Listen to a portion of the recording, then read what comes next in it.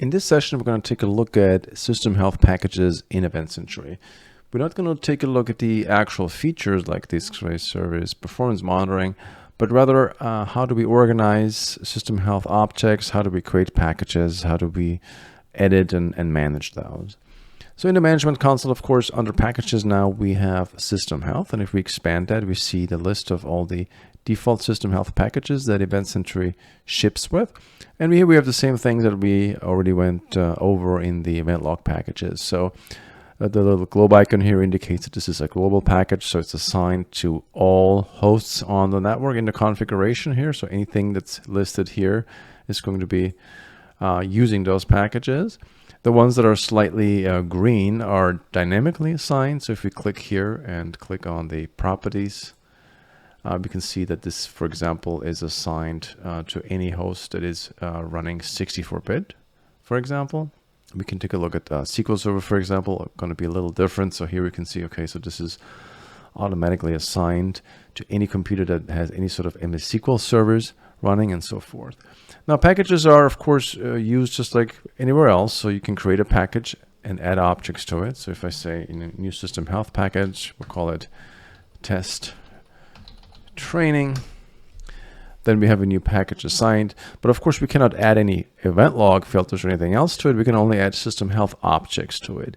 And we do that by either right-clicking and going through the context menu here with add, or we can use the ribbon. And that immediately shows us all the system health objects, monitoring objects that are available to you. So starting with services, processes, disk space, and so forth. So let's just say, for example, we wanted to monitor the time via NTP. So we would simply select this, and this will be added to the package. We're going to make it global. We're going to say we want this to be running on any computer.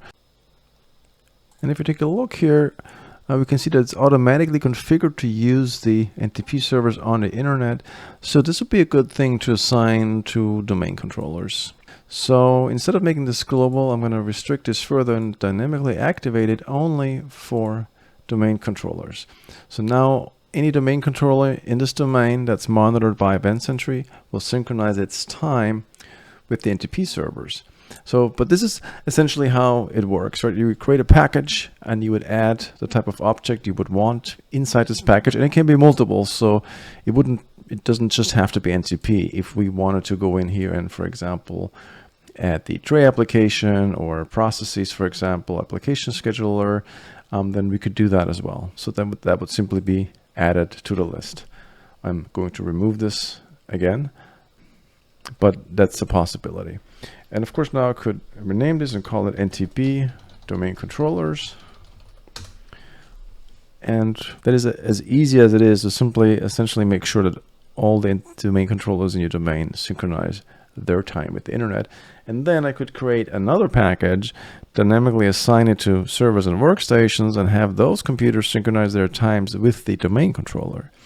Okay. So what else can we do? Of course, we can sort packages just like we can do everywhere else. So we can use a sort button here, and everything will be alphabetically sorted. And we can also filter output here. So there's a filter option. If you click System Health, you can filter this based on the type of object you want to see. So if you're saying, you know what, I want to see all performance packages, then you can simply click that, and now only the performance packages will be shown. So this can make it a little bit easier to manage the configuration if you have a lot of packages of different types. So you can easily filter things down, and we can go back to all and see all the packages. EventSentry also ships with some additional packages that you can import. So again, if you click the System Health root here and click this link, it's going to ask us to save the configuration before we can import anything. And we're going to have to switch this to reg files.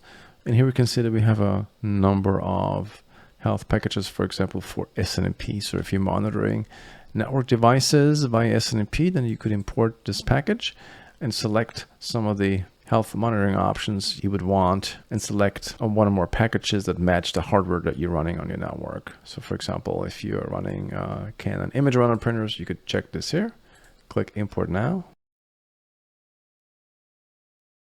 And we're going to go back to the system health, and we'll see that we have a Canon image runner object here now.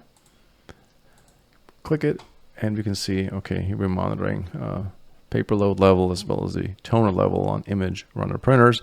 And of course, this package is not assigned. EventSentry does not know to which host it should be assigned to, so you would have to manually assign this to any host that is a image runner printer.